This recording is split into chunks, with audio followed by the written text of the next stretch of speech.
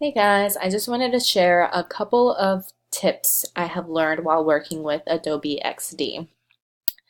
One of them is how I put my images in my prototypes. So I will go ahead and create an artboard, make it the size I want it to be, because usually we all have an idea of how big we want our images to appear in our designs.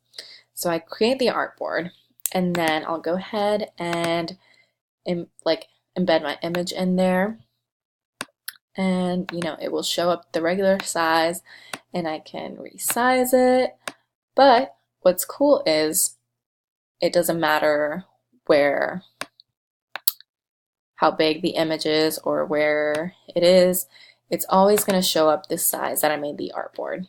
So if I wanted to, I could have mainly the top of this house showing, and that looks fine.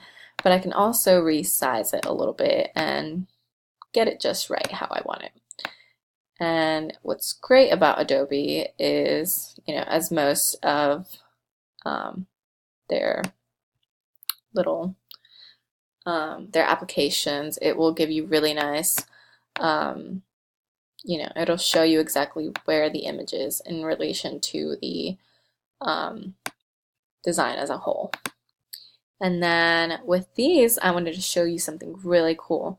I went ahead into the templates and I just chose one of these right here. They're very, very common.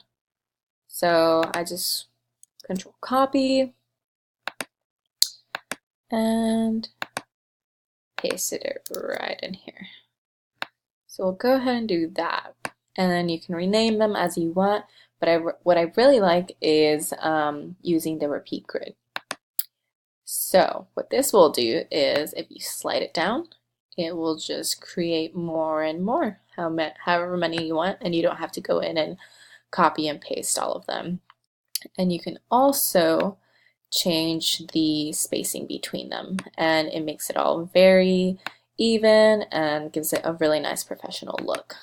And then you would just go in and finish off with everything else, all the small details. And like I said, most of these little buttons will already be created for you in the templates.